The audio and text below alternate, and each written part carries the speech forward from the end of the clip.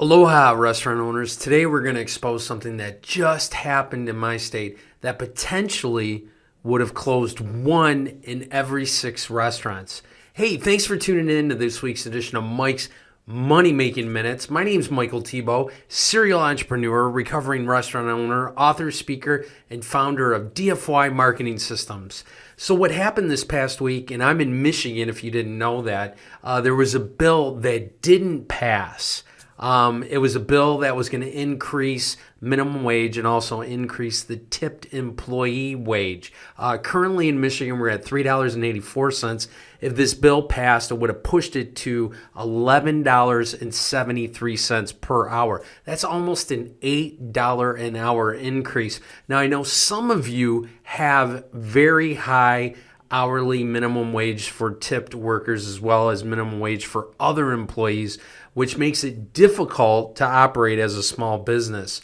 And I was talking to a lot of my friends that own businesses here in Michigan, and some of them didn't even know that this bill was in front of the House in our state that was going to be passed. And I asked them, well, what would have happened if it would have passed and you had to pay your servers and your bartenders, a minimum wage of $11.73 an hour? I mean, that's a huge, massive increase.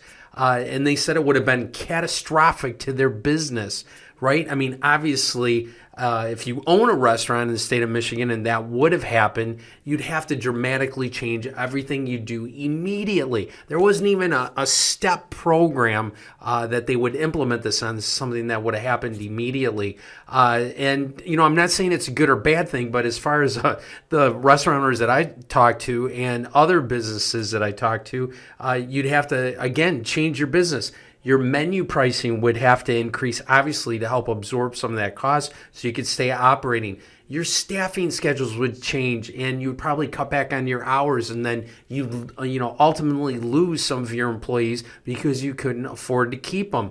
I mean, basically, the way you run your business would to have to change.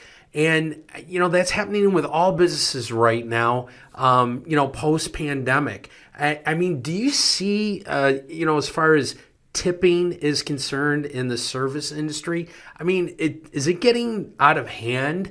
I went to the dry cleaner locally last week to pick up my dry cleaning, and when I went to pay and they turned, how they turn the cash register that they process payments through, they turn that around for you to sign, and there's also that tip section in there, and then if you don't add a tip, you either feel guilty or they're staring at you or looking at you. I mean, I was just talking about this with my staff, and how tipping now is basically out of control, because everybody's got the new, POS systems that they turn it around and you can do Apple Pay, or you can do this scan with your chip card, and then you're expected to leave a tip on everything nowadays. It's just getting out of hand. I went to a restaurant a couple weeks ago, and they added on a 20% gratuity without me even knowing about it for a three-top. It used to be 8, or 10 guests or more, we'd add on an 18% gratuity. Now they're adding it on. And then there's another line. You got to be careful for an extra additional tip even. It's getting out of hand. So what's the solution, right? And how do you protect yourself? And we're talking about staffing, which is one of the most difficult things for any business, but especially the restaurant industry, because we have a lot of transient workers. So you want to find those great employees. I remember when I had my restaurants, the really good servers didn't want tips added to the bill, even with 8, 10, or 12 tops, because they were confident in their abilities, and they would typically get tipped more than 20%. And I remember it was really cool. We had some awesome servers, and I remember on Fridays and Saturdays, we'd have one wait list for the dining room, and then we'd have a separate wait list for one of these servers. She was very, very good, and people would come in and request her. She just knew how to build a business using my restaurant as the vehicle to get her customers in and create that business for herself, basically, because that's what servers are. They're in business for themselves.